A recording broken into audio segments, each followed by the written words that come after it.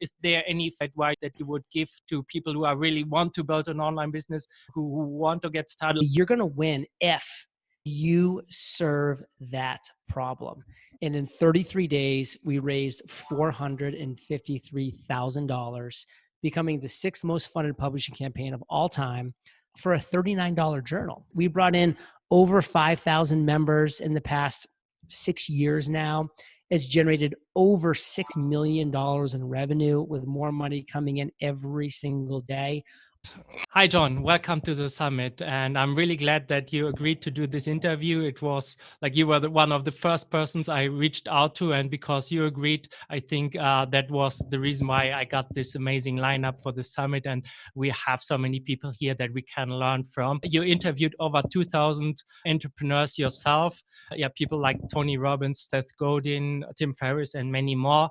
And I just today checked your website. You're right on track to make more than $2 million this year in revenue. And what's even more impressive to me is that more than 80% of this is pure profit. And one of the reasons I think why you are so successful is because of your time management and the work you put in the reps. And that is something that I want to talk with you during this interview. Yeah, welcome.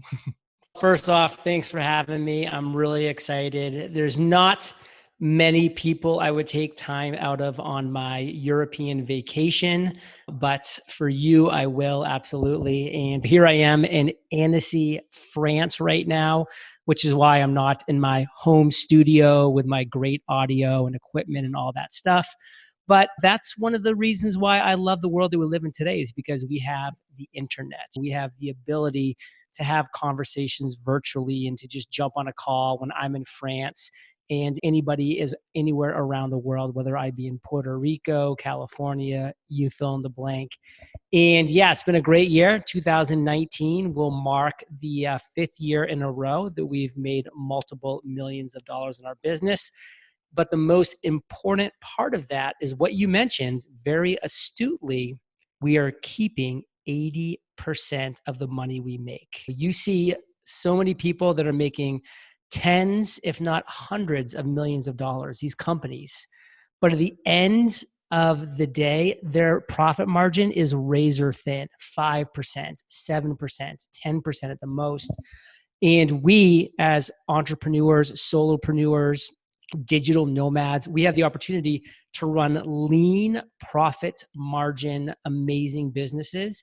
And I've been able to do so now for really 5 years plus, not to mention the fact that I'm really excited to be chatting with you today about efficiency, discipline, focus, productivity, because these are all reasons why I've built the business that I have. So you have a background in military. When did you decide to start an online business? I think it was 2012. And what's the reason why? Can you give us a short explanation how you got started, why online business, and how you approached the planning phase of this?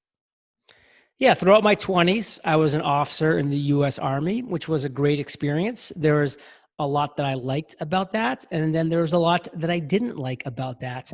Most of what I liked was that I learned discipline, focus, structure.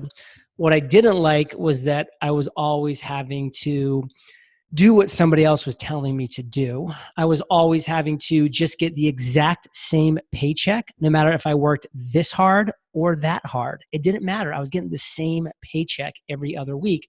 And for me, I wanted to break out of that. So back in 2012, when I was 32 years old, I said, hey, you know what?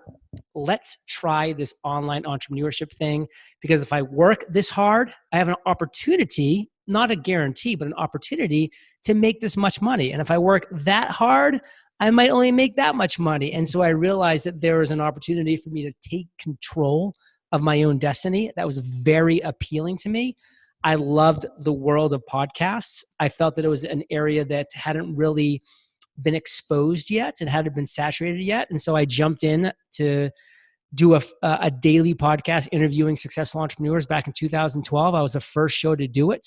And as you and I are talking now, I've produced over 2,300 episodes, over 80 million downloads to date. And really ever since 2014, it's been a multi-million So dollar a year back to business. my question, you had the idea for the podcast, and I did my research here, just having a look at this mind map, Whoa. and you got a mentor really early on, and maybe you can tell us, how did you find your mentor and why was this so important? So mentors are critical. They are absolutely key to your success. And how would I define the right mentor? It is somebody who is currently where you want to be. So where do you want to be in life? Where do you want to be in the next 6 months, 1 year, 3 years, 5 years? You need to go find people who are currently there right now and have them become your mentor by investing in yourself, because these people aren't and won't and shouldn't be doing any of this stuff for free. So you need to find a way you can exchange major value and or invest in yourself, actual money, to be mentored by these amazing people. So for me, back in 2012, I wanted to be a successful business podcast host. So what did I do? I went and I found successful business podcast hosts. I made a list of them. And I said, hey, I'm going to keep reaching out to these individuals until one of them agrees to be my mentor. And I did that. And fortunately for me, at the very top of my list was a woman by the name of Jamie Masters, who was running a very successful business podcast called Eventual Millionaire, which she's still running to this day, 7 years later. And I reached out to her via email, asked her to mentor me, asked her what her rates are. She said yes. And guess what? I hired her on the spot. Okay, one thing, like, I have here your podcast journal, and one thing that I noticed is that you have a passion for journals. You published 3 today, as far as I know. And one thing that I noticed, I marked like it's a 50-day plan to launch your podcast. And one thing that I noticed is that you only start recording your first episode on day 34, and you upload the first episode only on day 45. There's a lot of planning that goes into this. And how are you approaching everything with this kind of intense planning and strategy? I love that quote by Abraham Lincoln. If I was going to cut down a tree and I was given 5 hours to do it, I would spend 4.5 hours sharpening my axe. Now, I see so many people out there, Martin, and they are just hacking away at this tree with this dull weapon, with this dull axe, and they're wondering why they're not getting anywhere. You need to plan. You need to have a process in place. You need to have systems. And when you launch your podcast, guess what? You get to launch it one time. There is no such thing as having a second launch of your same podcast. So you want to take that one single opportunity and make it the most amazing launch that's possible. And so that's why in that journal, which is create and launch your podcast in 50 days. Again, create and launch your podcast in 50 days.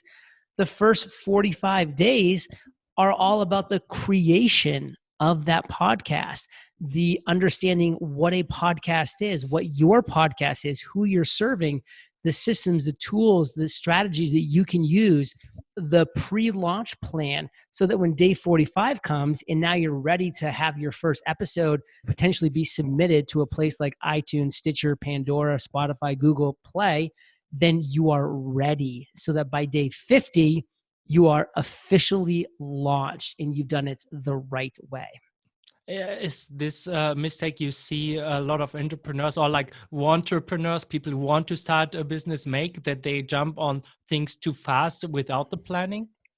100%. Again, going back, when you're going to come into a new medium like a podcast, or you're going to have a social media plan, let's just jump over to change the subject real quickly to social media and talk about Instagram. Every single person thinks they can just post a quote on Instagram and they're going to get a handful of likes, and they're going to do it. And they're going to think, hey, I'm doing something good. But they have to think about it for a second. When somebody's tapping, what are they really tapping? They're saying, you know what, that's a good quote, and they're moving on. Are you really, as an individual, having put very little time, energy, and effort to just put up a text quote from somebody else on your Instagram page? Are you really building your brand? Are you really building value that you're giving to other people? Or are you doing what literally any other person could do in the world. By the way, including AI, including machines, including computers. How are you differentiating yourself? So if you, Martin, go and look at my Instagram, guess what? Every single day, I am posting a 1-minute video, and it's me giving value. I am verbalizing a great quote from an entrepreneur of old, but then I'm spending the next 45 to 50 seconds saying how I think you should interpret that in your life. And now what am I doing? I'm not just being like everybody else and just splashing up some fancy lettered quotes that people are just seeing the quote and moving on. No, now people are seeing my face every single day. They're hearing my voice every single day. They are getting value from me, from these eyes, from this mouth every single day. And guess what? I would rather get 50 real views of my videos than 2,000 likes of that text image, because how is that text image helping me and my brand and my business? It's not. Now I happen to get 20 to 30,000 views of those videos. So, I mean, I'm really happy with that. But again, if I was getting hundreds of thousands of likes on pictures, I would not make that switch, because to me, those views are so much more valuable than just a white background with black letter blocks. And I think that's so important was what you said here, that even though when we're broadcasting, we try to build connection with real human beings who are watching and that we want to connect and help with. But coming back to your journals, you launched the Freedom Journal, you launched the Masters Journal, you supported Pencils of Promise. That's how I even decided to make this event a charity event and raise money for Pencils of Promise. But yeah, why did you create like 2 different journals? So for me, the initial idea was the Freedom Journal. Accomplish your number one goal in 100 days. And that journal was incredibly successful. We launched it on Kickstarter, and in 33 days, we raised $453,000, becoming the 6th most funded publishing campaign of all time for a $39 journal. So think about that, $453,000 in 33 days. So what did I know from that? I knew that my audience really needed that. I knew that was a real pain point, that they knew they should be accomplishing goals. They knew they should be setting goals, but they didn't know how to set and then how to accomplish correct goals. So the Freedom Journal was all about, hey, here's how you set a SMART goal: specific, measurable, attainable, relevant, time bounds. Then here's how you accomplish that goal in 100 days.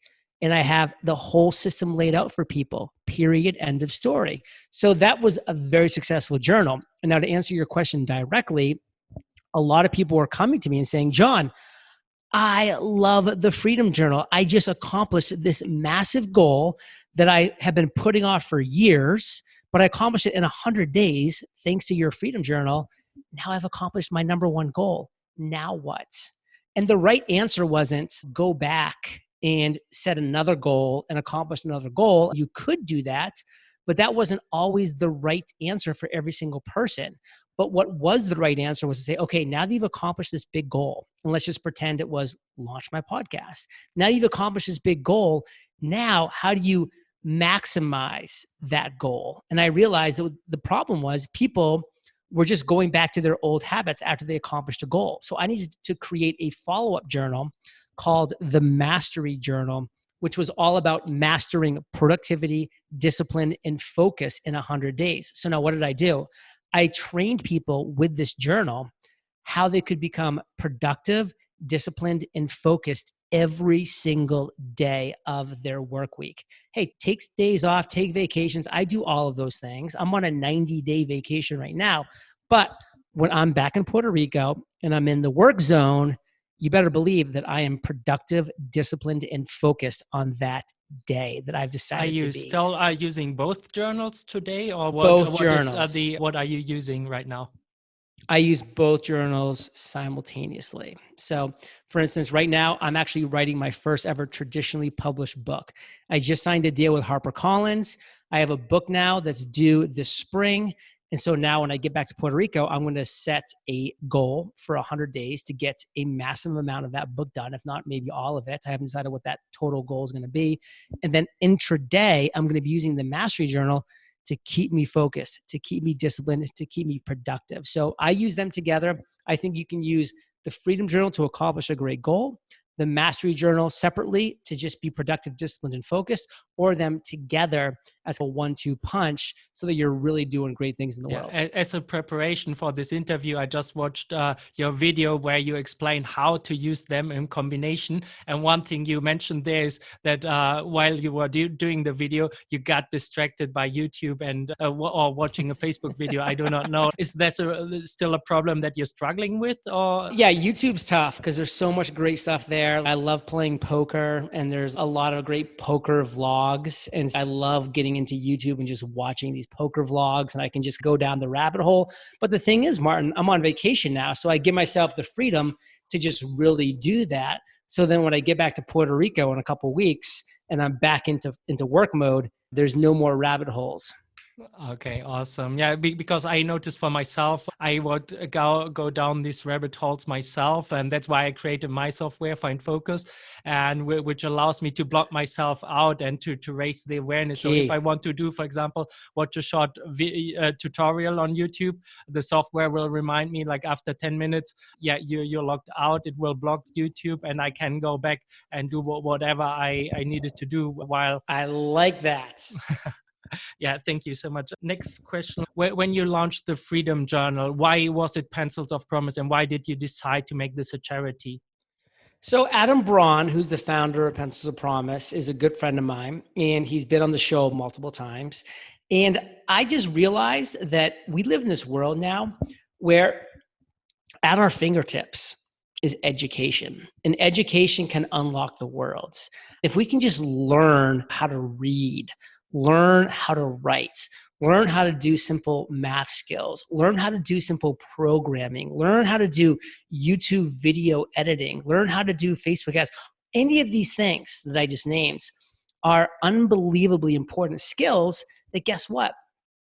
A vast majority of people in third world countries don't have. And it sucks because there's literally no reason why we shouldn't be able to have people get at least the basics of education to give them the opportunity to do something amazing in this world. Because guess what? There's a lot of people that don't want to do anything amazing in this world and are just lazy, or they're just content with where they're at.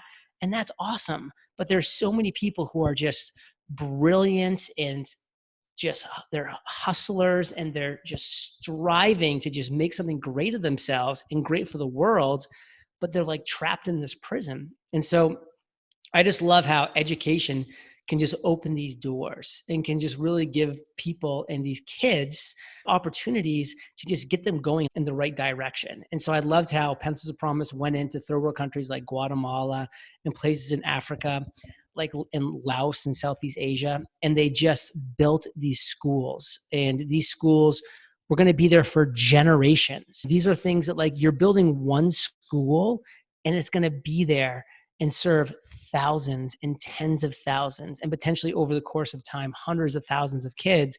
And then that's just going to have this ripple effect of amazingness. So I love the idea. I've traveled Guatemala. I know that country incredibly well. So we built 2 schools in Guatemala, another school in Laos, and we got to actually see those schools. We went a couple of years ago. We went down with Pencils of Promise to see the schools actually built, and it was just an amazing experience. Yeah, and that's why when I did the research for the summit, researched you, and that's when I came up with the idea of getting all these great speakers together and making this a charity event for Pencils of Promise. And it was because of you. And my personal goal is also to build at least one school with this organization, and I hope we'll achieve this goal. Awesome. And as when I reached out to you, we got on an 8-minute call, and I was really grateful that you granted me 1 extra minute, and we're already nearing the end of this interview. So is there any final advice that you would give to people who really want to build an online business, who want to get started? What would you recommend to them? It can be so overwhelming when you're looking to start an online business. I get it. I've been there. The biggest reality is this: you are going to win maybe not at the biggest levels in the world, but definitely not at the smallest levels. But you're going to win if you find a real problem that's not being served and you serve that problem. You create a solution to that pain point, that struggle, that obstacle, that challenge. Now, just to give you a bigger picture, what was a huge pain point that I saw after I started podcasting? I was just interviewing people and I was loving it, but I was like, okay, now it's time to try to make some money. What's a big pain point out there? Guess what? Back in 2012 and 2013, there was no education around podcasting. So I said, how about I become the person that solves that pain point, that fills that void? So we launched Podcaster's Paradise, which teaches people how to create, grow, and monetize their podcast. We brought in over 5,000 members in the past 6 years now.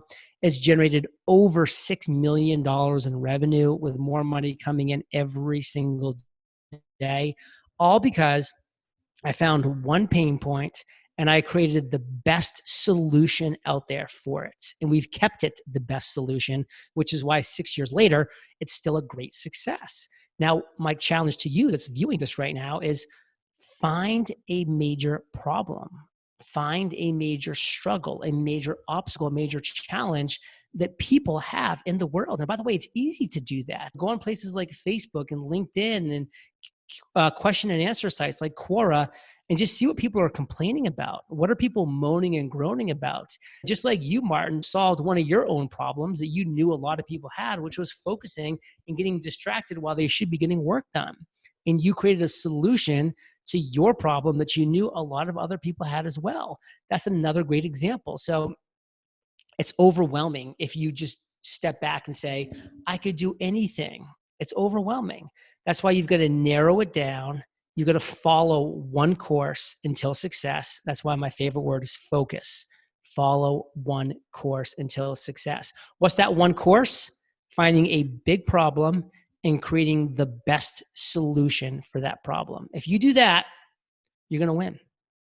Yeah, thank you so much, John, for this fantastic interview. I think we covered a lot of ground here. So some really important points. And yeah, once you found the one solution, the one pain point that you want to solve, it's just about putting in the reps and getting better every day and putting the systems in place. Using a journal like yours, or currently I'm using Brendon Burchard's journal. It does not matter. It just has to work for you and your situation, and then just put in the work and talk to your customers, find out if you're really on the right track. And then we have so much information on the summit, how to get paid for this and what kind of strategies people can use. So thank you very much. It was great, brother. Take care.